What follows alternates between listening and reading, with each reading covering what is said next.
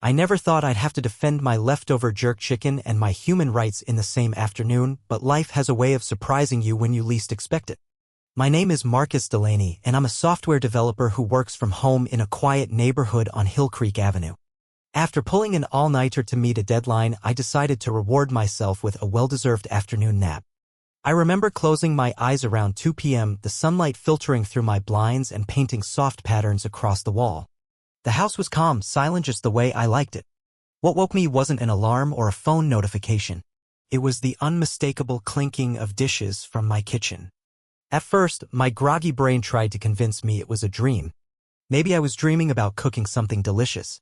But the sounds were too real, too sharp. Consciousness settled in and dread followed. I live alone.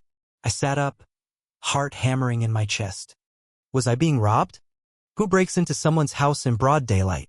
And why were they in my kitchen instead of grabbing electronics or jewelry? I reached for my phone but paused. I figured I should take a look first. Maybe it was my neighbor Tom, who had a spare key for emergencies. Though Tom always announced himself. Quietly, I opened my bedroom door and crept down the hallway. The sounds became clearer, fridge opening and closing, the microwave beeping. Whoever it was, they weren't in a hurry. I peeked around the corner and what I saw made me stop cold. A middle-aged white woman with bleach blonde hair in a gravity-defying bun stood in front of my open fridge, sorting through my leftovers like she was deciding on brunch options.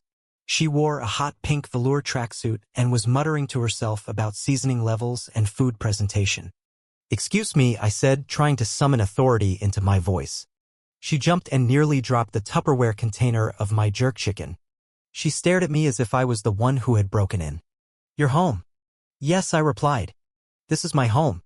"Who are you and what are you doing here?" She rolled her eyes. "Well, I knocked and no one answered. The door was unlocked. I assumed it was the open house." My jaw nearly hit the floor. "Open house? This house isn't for sale. I live here and my door wasn't unlocked." That's when I spotted the lockpick on the counter. A chill ran down my spine. "Well," she sniffed. "The real estate listing said there would be refreshments." I blinked. Not only had this woman broken in, but she was justifying it with a lie. The nearest open house was 3 blocks over. "There is no listing for this address. Now put down my food and leave before I call the police." At the mention of police, her demeanor shifted. Her spine straightened and her expression hardened. "Do you know who I am?" "No, and frankly, I don't care. My name is Linda Whitmore.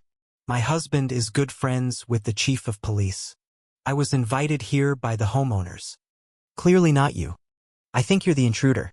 And just like that, 5 minutes after waking from my nap, I was in a bizarre standoff in my own kitchen. Linda dialed her phone and turned away from me. "Yes, I'd like to report a break-in," she said into the phone, her voice trembling with practiced fear. "I'm at the open house on Hill Creek Avenue. There's a large black man here. He's very aggressive. I fear for my safety." I couldn't believe what I was hearing. "Are you serious right now?" I said, loud enough for whoever was on the other end to hear. "This is my house." She broke in. She covered the phone with her hand. "Be quiet. You're making this worse for yourself." The level of entitlement and casual racism was mind-blowing. I pulled out my phone and began recording. "For the record," I said, holding up my phone, "I am Marcus Delaney. This is my house at 1829 Hill Creek Avenue. I was asleep when I woke to find this woman, who identified herself as Linda Whitmore, in my kitchen going through my refrigerator. She broke in and is now falsely reporting that I am threatening her." Linda paled as she realized I was filming. "He's threatening me with his phone. He's recording me without consent. In this state, it's legal to record in your own home," I responded. "And I haven't threatened you. I've asked you to leave." I walked to my coffee table and held up a piece of mail. "Here is a utility bill addressed to Marcus Delaney at this address. Here's my license." Linda's face turned crimson. "He forged those. He's trying to scam people with a fake listing on Craigslist. This is entrapment. I never posted anything on Craigslist." "Even if I had, that doesn't give you the right to break in. The door was unlocked." "It wasn't. And there's a lockpick on the counter." "Want to explain that?" "It was already there. You planted it." It was like watching someone spiral into a fantasy of their own making. She pointed at my hot sauce bottles. "Those look like drugs. Are those drugs? I zoomed in on the clearly labeled sauces and back to her. I walked to the front door and filmed fresh scratch marks around the lock. Would you like to explain these? She adjusted her tone again. Maybe I got the address wrong. But you'll regret how you treated me. Leave now and I won't press charges. Absolutely not. I did nothing wrong.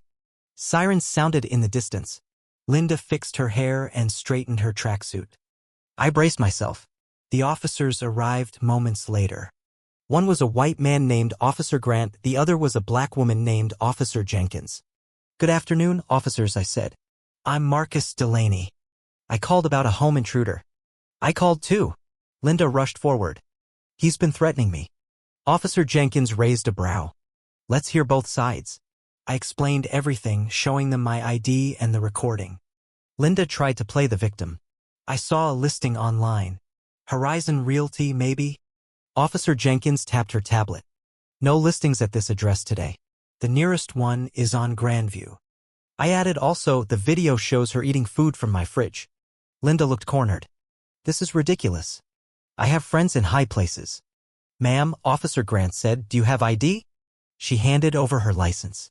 Jenkins radioed it in. Grant examined the lockpick. Definitely used to tamper with a lock.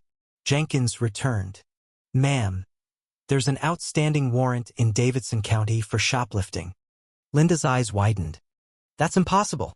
Failure to appear, Jenkins clarified. Gourmet Market. I was going to pay for those. You're under arrest. Please place your hands behind your back. This is discrimination. I want a white officer.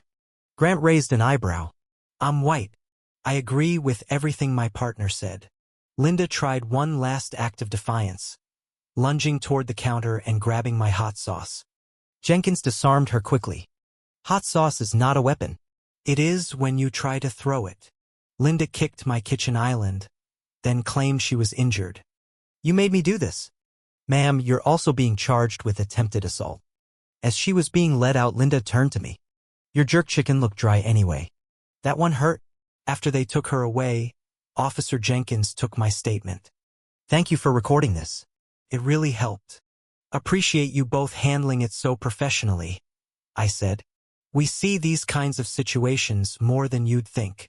Later that night, I called my best friend Isaiah. You will not believe what just happened, I said. We laughed about it. The absurdity. The hot sauce. The pie. Especially the insult to my cooking. I changed my locks the next day. Got a new security system. And yes, I uploaded a careful edit of the footage online. It blew up. Weeks later, my new cooking channel, Food Worth Protecting, gained hundreds of thousands of followers. I even got approached by a local restaurant group to collaborate on a dish called lockpick jerk chicken. Linda took a plea deal, community service at a food bank, probation, and sensitivity training. Word is she's actually doing well there. Sorting donations. Avoiding pie. And me? I host block parties now. Even Officer Jenkins stopped by once with mac and cheese. Sometimes justice shows up wearing a badge. Sometimes it shows up hungry. And sometimes it comes with a side of sweet potato pie.